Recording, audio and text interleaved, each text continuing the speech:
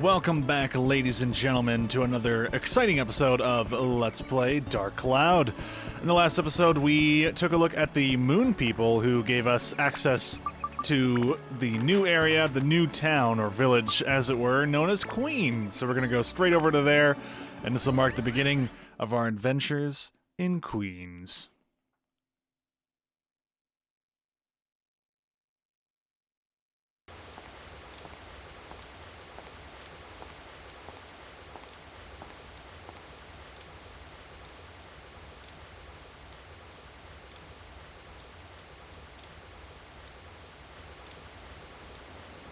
Well, seems pretty barren already off the bat, but we can actually zoom out here and we can see there is multiple heights for the 3 different zones that we can place items in.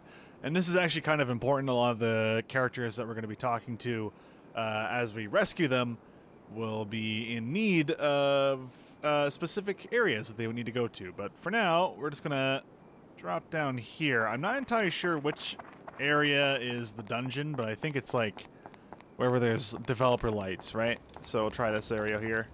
Unless this is just an exit, but I'm not too sure.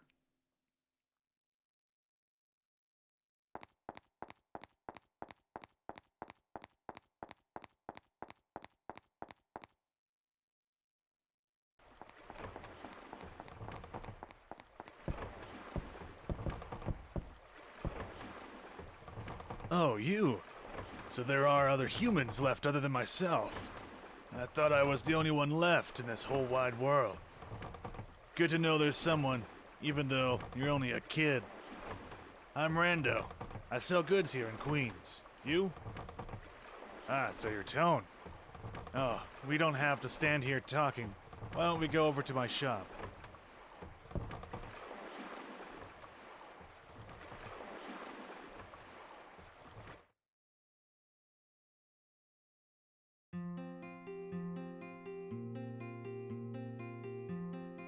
What?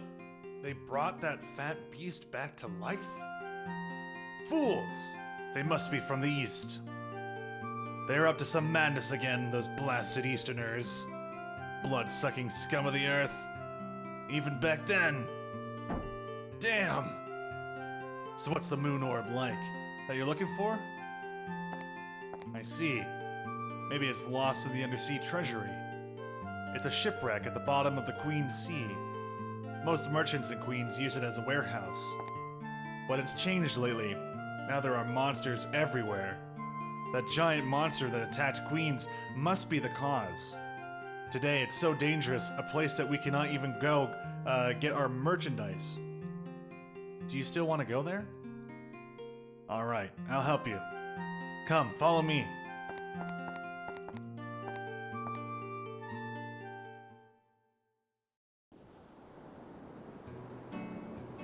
This Queens is a town of merchant traders. Some items we handle are really rare and expensive. Such expensive items need special care and handling. The safest place to keep such items here in Queens is... it's kind of a huge safe at the bottom of the sea. But you're wondering why that ship sank there, aren't you? It was about 100 years ago. The queen reigning over Queens passed away. And that was when the townspeople, who adored the queen, sunk her favorite ship along with her. That's the wrecked ship at the bottom of the sea near Queens. When Queens revived as a merchant town, the late queen's sunken ship started to serve as the undersea treasury. Sounds a bit disrespectful, but merchants are practical. They make the best of any situation.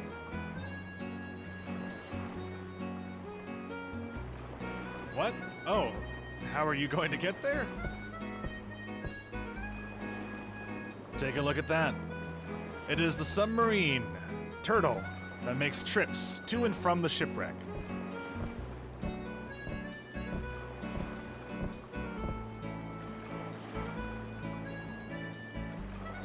This is what the merchants use to ride to and store valuable items in the treasury. There, it's all yours. It only carries one person, so you have to go alone.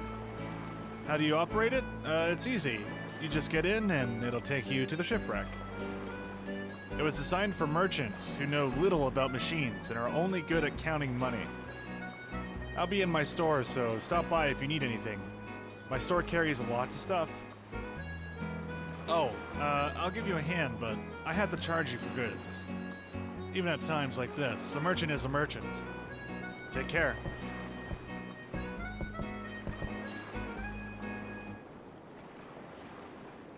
Alright, so let's go take a look at the store before we head in. It's always nice that you just get a merchant, like, right off the bat. Alright, so it looks like he drops Dran's feathers right off the bat, and it looks like he's selling things for above the price. Normally, is Dran's feathers really only worth 50? I thought they were worth 20. I could be going crazy here, but okay. He really doesn't sell a whole lot, but then again, it's just him. I'm going to assume there's no treasure. I'm just spamming X. Spamming that X. Nothing. Nothing anywhere. No secrets. I'm assuming things might appear later. We can consider him like the village chief for now. Even though he's just a kind old merchant. Alright, let's just go. Let's go into the submarine. Oh, there's also fishing here. Good. Good to know. For future reference. Hehehe. Wow, we're already on day 11. Damn. Let's go take the submarine. Unfortunately, it is not a yellow submarine, but it is a submarine nonetheless.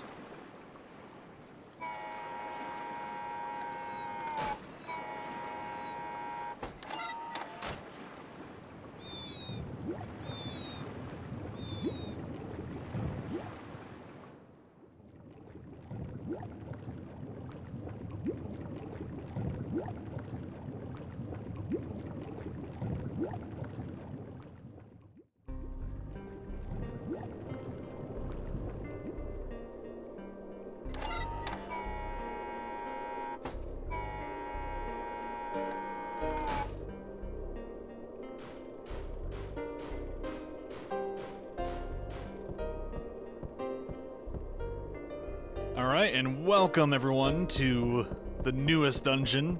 Get accustomed to the visuals, because this is what we'll be seeing for a decent amount of time.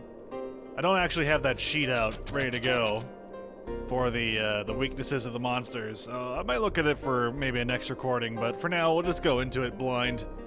Well, relatively blind. I have played through the game before, but I just don't remember the weaknesses to the guys. But yeah, just like every other dungeon, you're going to be going through it. You're going to be getting all the Atla and everything like that. Not too bad. Not too shabby. And under our weapon, though, is a +6 chopper. Kind of forget which one we were going for. I think we're trying to get Mage Slayer on this bad boy. Or was it Ice and Wind? I kind of remember stuffing this thing with Ice and Wind. Darn it, now I need to go check. I'll be right back.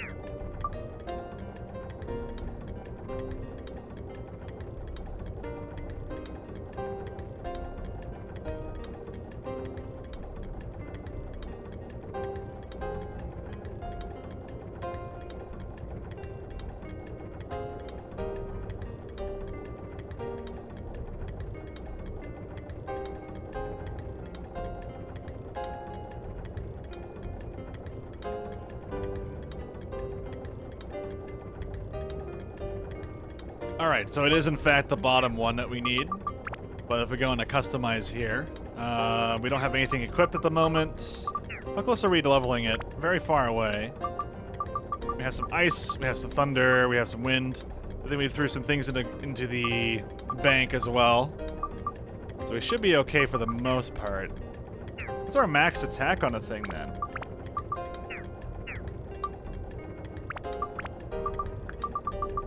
Just rip this guy out real quick. I know Chow's really close to leveling up her weapon as well. Oh, 65, okay. So, other than endurance, like, Tone doesn't really need anything in his gear. Of course, Chow needs to jump across this super dangerous jump, like... I don't know why you would put spikes in your shipwreck like that, but, you know, it's whatever. I would say the map itself looks different than normal, which is kind of weird. A little bit, the lines are a bit dimmer.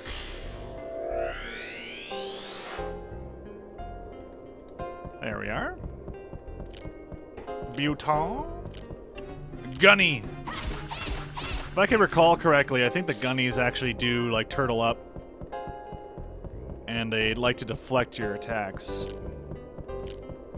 This is the exit here. So what we need to exit these areas is a hook, similar to what we used to get back down here. So let's make sure we're using our Dran's Feather, just to make our lives a bit easier, right? Oh. Ah, we got undead. Cool. Do we have any holy on our weapon? There we are. Beauty, look at that. We're doing like 100 billion damage. Ow. Okay. We are taking 100 billion damage. Nice, nice. So that right there is the hook, and I believe that is the tool that we need to exit. Although, obviously, we don't want to exit just yet. We want to get all of the Atla before we continue on. Because it would be foolish to have to go back here. Last thing you want is to have to redo all the dungeons because you missed all the Atla. And part of the game is dungeon crawling and killing all the bad guys, right? It's you know, Diablo-esque in a way, almost. Except for in Diablo, you get like a million more pieces of loot that are usually pure trash. But, you know, it's just how it is. It's just how it is, man. Although a lot of time in this game, most of the loot you still get is pure trash, so there you go. Very, very similar to Diablo. They're the same game, actually. 100%.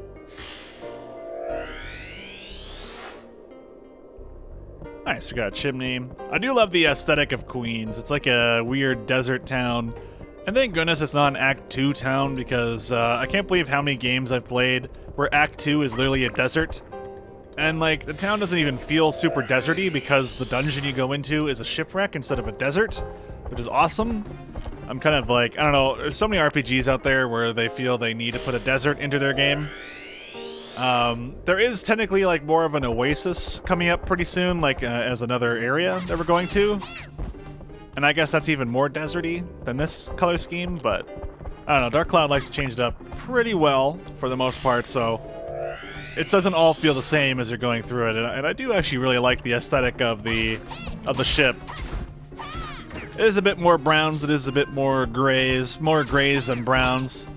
Like rotten, moldy colors and things like that, but I kind of like it. I don't know, it feels nice. It's a cold color scheme going on with this kind of visual aesthetic, and I always like this kind of stuff. I usually like water in video games. Like Final Fantasy X is probably one of those games where I really enjoyed because the theme of water was really interesting to me. And water is usually like represented as something quite calm. So it's usually just a very nice feeling when you're playing through a game that has this kind of color palette to it. Or like when we were going through Drawn's area, like Naroon Village, the Divine Beast Cave. That was a very warm area. Very warm, but also very claustrophobic. Kind of like how a Shipwreck is very cold, but also claustrophobic, because it's a lot more shrunken down and small. I think we're going to be pretty okay for now, though, just using Holy on our weapon, because it seems to just... a lot of stuff is undead at the moment. So we're just going to be doing poop tons of damage to those guys until we can upgrade our sword, which would be great. An ice block, is that something you just throw at enemies? I have a feeling you just throw it. Cold to the touch, keeps fish fresh for a long time. Oh, right. Okay, so this is a thing. So fish go bad over time in the game. If you leave this in your inventory, it'll start to melt and get used up. I totally forgot this was a mechanic. Weird. But yeah, it's just to keep your fish fresh for longer so you can eat them, I believe, while you're doing whatever. Usually, I think I just sell the fish for the most part, or trade them in for GP, I think it was, or fish points, FP, something like that, something along those lines. Because really, fishing is for the weapon, or whatever items you want to get, like elemental abilities and whatnot. But usually, it's just for the item, the sword, which is usually pretty good for breaking down and putting into other weapons, or just leaving it the way it is. So we use this ship cabin key, and this will allow us to enter in the secondary area here.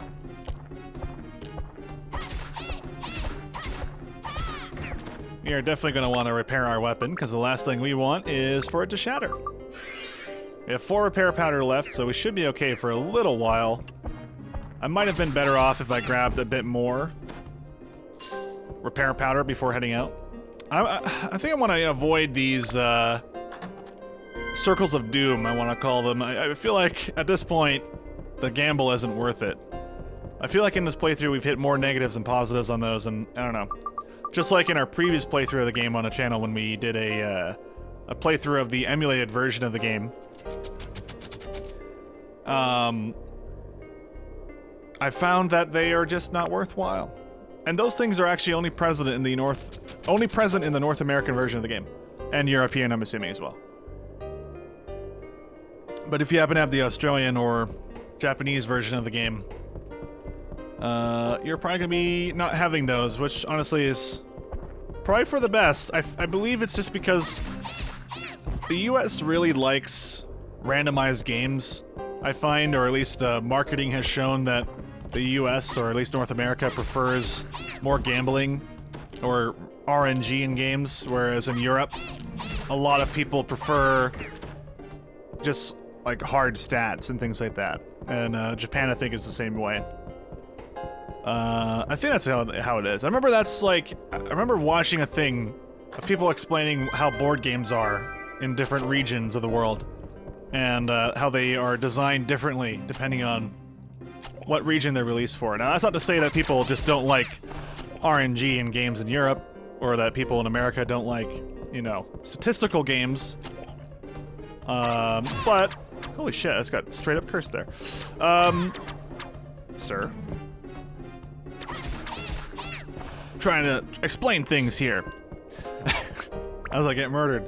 Do I have any holy water? Yes, I do. Yeah, no, like, I remember watching something that was kind of explaining like the differences between board games in North America and Europe and whatnot, and just how, like, you know, certain elements lead to people designing things a certain way, which is kind of cool. Now, what do we need for this? I think this is to get into... No, it's not to get anywhere, okay. For a second, I thought it was something important. But no, the question mark was up top. Anyway, point of the story is, I feel like that RNG element is also, like, similar into the games that are released in both North America and Europe and things like that, and even Japan and all these kinds of places, which is kind of cool. Changes things up a bit, and so maybe that's why they added some RNG elements into this version of the release, which I guess would be Dark Cloud version 1.01, something like that, because I have been playing the Japanese version of the game, and they're quite a bit different, and I would like to do a playthrough of the Japanese version, which would be basically just gameplay, because I can't read Japanese, let alone English. Let's go with that as well. But the differences are interesting, and the game definitely feels a lot more balanced for the Japanese version, especially with tone not having multiple hits. The way it's been kind of explained to me is that in the Japanese version, 1 hit from tone is considered 5 hits in this game. But the damage numbers in that game are also different. The way damage is registered in that game feels and looks different to me. It seems to be lower numbers, where in this game the numbers are a bit higher to make up for the fact that you're doing technically less damage overall as tone. So all the characters just got buffed. But at the same time, Chow has no range limitations, so Chow can attack from any range and do exactly the amount of damage that her weapon specifies. So there's certain things about Dark Cloud Japanese version that is just like way easier than this game, and there's certain things about Japanese version that's harder. And I would say that tone not having his combo is actually an issue, because his combo in this version of the game hit stuns, where in the Japanese version, since he doesn't have a combo, so there's no hit stunning really going on there. They seem to hit a lot of invulnerability frames and things like that. Which is honestly just super interesting. I really like all that kind of stuff. It's just really neat to see these kinds of differences, and you know, what Level 5 did to kind of spruce up the game when they released it in the North American region. And that's kind of like an interesting take of the times, because it's not like, ooh, what's this? Is this bait? I'm assuming that's bait. Hold on. Favorite of the sea fish. Okay, so this is for fishing right outside the dungeon. But yeah, as I was saying, man, what was I saying? I was talking about how, yeah, that's kind of an interesting take on the times. For example, like, you couldn't just patch your game. That was just something you couldn't do for PlayStation 2, and not until the PlayStation 3 and Xbox 360 era. And I guess you could say, I don't think Xbox, the original Xbox, really updated their games, unless we're talking like maybe Halo might have had updates. I would have to assume that Halo probably had updates on the original Xbox, but on the PS2, because it didn't come with online as a thing, like you would have to buy an attachment for it. And the only reason you'd probably do that was to, as you can see, the ice is melting. But yeah, like you would have to buy an attachment for your PlayStation 2 to gain access to the internet and play with other people, which I did, but the only reason I had that was because of Final Fantasy XI.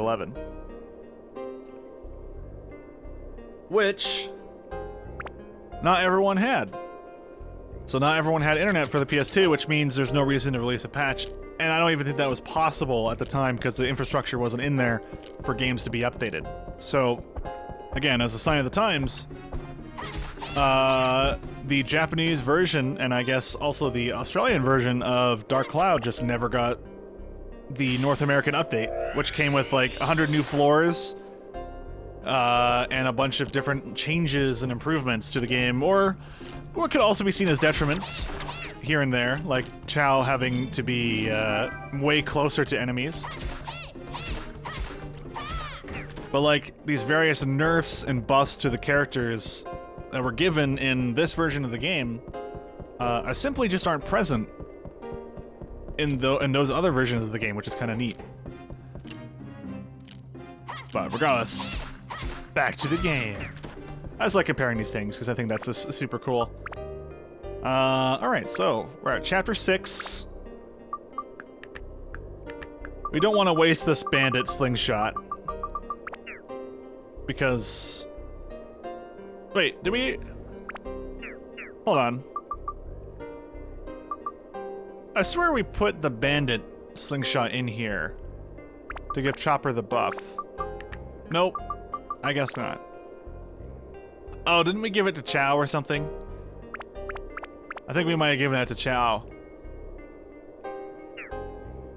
Did we? No, because we have the bandit slingshot right here. Oh, you know what I might be doing? I might be waiting. That's what it was. See, it's been a week since I've played, so a lot of the time all my plans just go to shit because I don't write this stuff down. I really should write this stuff down or like rewatch the videos. But yeah, no. I'm definitely not giving it to Goro. I love Goro. He's actually pretty dope. But there's no reason to give it to Tone until we upgrade the weapon once again. And see what the new max is. But let's go to our build up. Oh, that's another thing that wasn't in the game. You couldn't actually preview what you needed. So we need ice and wind. Let's go to attributes. Or customize. Let's go ice. Wind. Upgrade. And say yes. To give us up to 66 weapon HP. We're now maxed out on damage. But of course, we just want the endurance. Endurance is nice.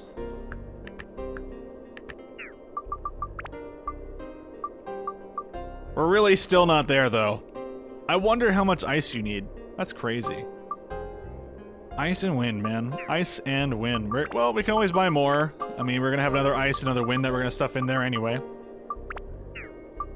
One thing we should do, though, is probably go to Goro and kidnap his diamond. We are super close to getting, what? What was it? Double slingshot. Double whatever the heck it's called.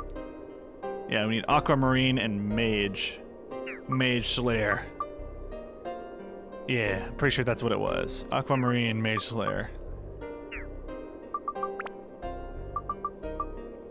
Or Sea Killer, Mage Slayer, excuse me. Alright. I feel like it's a waste of time to leave it in Tone's items, so we're gonna go over to Chao. Customize. There you go. Oh, it's also a waste of time to have it in here. What is with everyone having maxed out gear? That's terrible. Alright, well, that's how it is.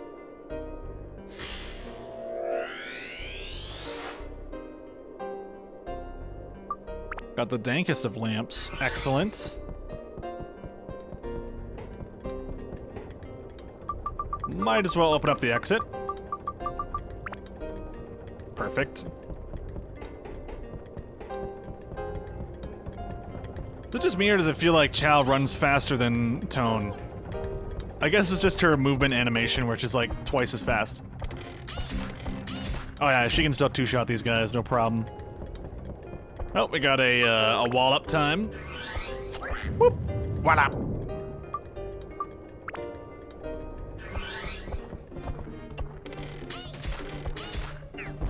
Yeah, it's kind of crazy, like, always blows my mind. In the Japanese version of the game, like, Chow is so much stronger. It's actually nuts. So she's just a god.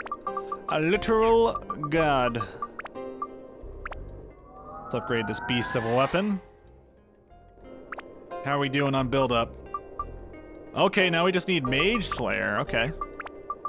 We have 2 of those, which is really, really nice to see. We're super close to getting double impact. I'm really excited. I think, honestly, we will be better off if we get double impact. Man, I really... The gambling is real, man. I want to go on to those circles and have it be at, like, an instant level up. Whatever the heck you would call it. Similar to, like, a power-up powder. That would just be so badass. Got Jack's store. There's a bunch of merchants in this town, which is kind of interesting. We're leveling Chow right now, so let's do that. What a beast, though. She's just murdering stuff, no problem. I just realized I have anti-goo on. I thought I had anti-curse on earlier, but I guess not. Which makes me a sad panda, dang it. Although this is a cursed rose, right? So they don't give goo. They just give pain and misery.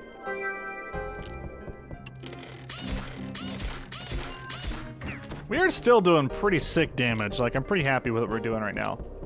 If we could bump up our raw damage even more, though, I would be very happy. Hey, some potato cake. Nice. I wonder if I should be eating these fish. Because they are going to go bad over time, right? One of these is fishing bait, and then... Like, here we go. Fresh fish, they will spoil unless they are kept on ice. So, like... Can you just straight up eat the fish? Do you have to cook the fish? I kind of forget. I think you're just supposed to sell them. I'll be honest, I am not 100% on this. Oops.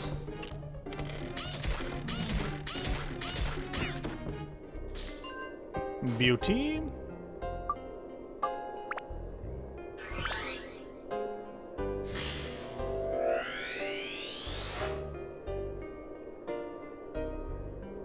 Very nice.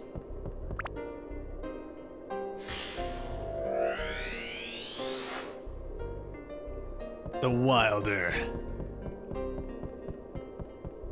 And we just got the key, so now we can open the door beautifully. Easy peasy, no problems. You know what? Just because I'm a little bit worried about me using tone randomly and then just being like, oh yeah, my weapon is almost gonna break, and I just break it anyway. We're just gonna play a little bit safer here. Ooh, got some stew. Also known as Stew, the guy. I'm pretty sure a stew is a person. Yep. But you know, we got some stew. King's follower, quick-witted. Excellent. Unlike me. Oh, and we got the actual king, rich man, aspiring to be mayor. But you're already the king, baby. I think Queens is a lot of, like, mobster mentality and things like that, which is kind of funny. Oops. Didn't really mean to get hit there, but thankfully there is a small spring here, which is nice. And we unlocked the map, which is completely useless to us right now. but not bad, man. Let's head back. So we can sell the fish to the traveling merchant, whatever his name is. Not really a traveling merchant, is he? Just been hanging out in the sea for a while, or on the port.